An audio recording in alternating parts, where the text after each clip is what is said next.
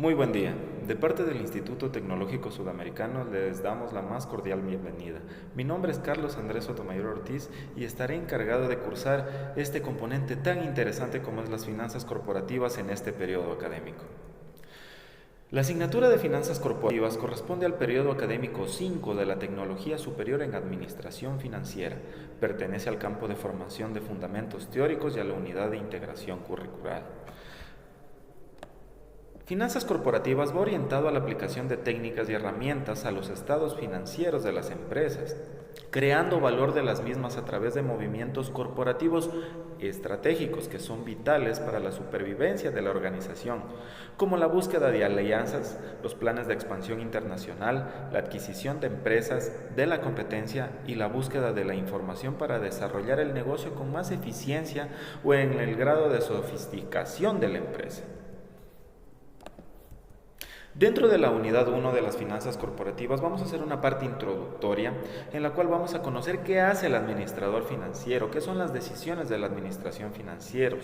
qué son los presupuestos de capital, qué son las estructuras del capital, cómo yo puedo formar un capital, qué estructura puede tener un capital, cuál es la administración del capital de trabajo, qué significa el capital de trabajo y por qué es importante para la organización. Vamos a conocer cuál es la forma que una organización empresarial puede tener una propiedad única, una sociedad colectiva o qué es una corporación.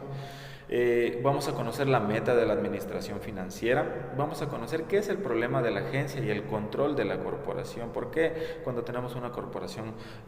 grande hay problemas de agencia, cómo podemos controlar esto. Vamos a conocer qué son los mercados financieros y la corporación, qué es un mercado primario, qué sucede en un mercado secundario, en qué se diferencian estos dos, cuáles son sus beneficios, cuáles son sus desventajas, ¿ok?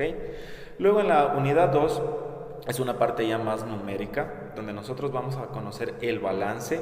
vamos a conocer qué es la liquidez, cuál es la relación de la deuda y el capital, cómo funciona, cuál es el costo de la misma, qué es el valor de mercado y el valor en libros, por qué diferencia el valor que yo tengo en mis libros de contabilidad, pero en el valor de mercado es otro, qué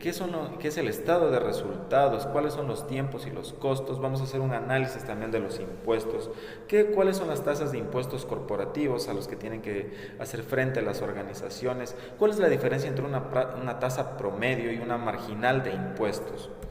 En la unidad 3 vamos a conocer algo muy importante que es un eje fundamental dentro de este componente de finanzas corporativas, que son los flujos de efectivo. Vamos a conocer los flujos de los activos, que es un flujo de efectivo operativo, cuál es la operatividad de la empresa, de dónde vienen estos flujos. Vamos a conocer cuáles son los gastos de capital, qué significa gastar en el capital, qué significa disminuir el capital, cómo afecta a mis flujos de dinero dentro de la organización. Voy a conocer también los cambios en el capital de trabajo, si contrato más gente, qué es lo que sucede, qué tengo que hacer, cómo debe funcionar mi capital de trabajo, por ejemplo. Vamos a conocer el flujo de efectivo para los diferentes interesados en la organización, por ejemplo, los acreedores, cuál es un flujo de efectivo relacionado a los accionistas. Vamos a conocer los casos de aplicación de los mismos y los usos y fuentes para poder construir un estado de flujos de efectivo.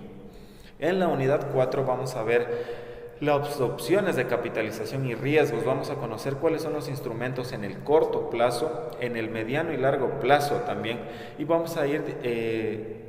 conociendo cada uno de los componentes que son importantes dentro del financiamiento en el corto plazo, como por ejemplo el crédito comercial o de proveedores, que es el factoring y el confirming.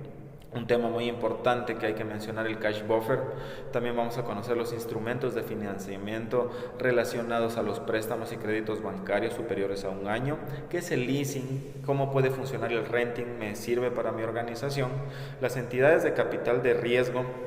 que son muy sonadas en la actualidad, y los business angels. Así también vamos a conocer cómo funciona el project finance, cómo se maneja el project finance, cuándo se debe utilizar un project finance y por qué el administrador financiero debe conocer todos estos conceptos.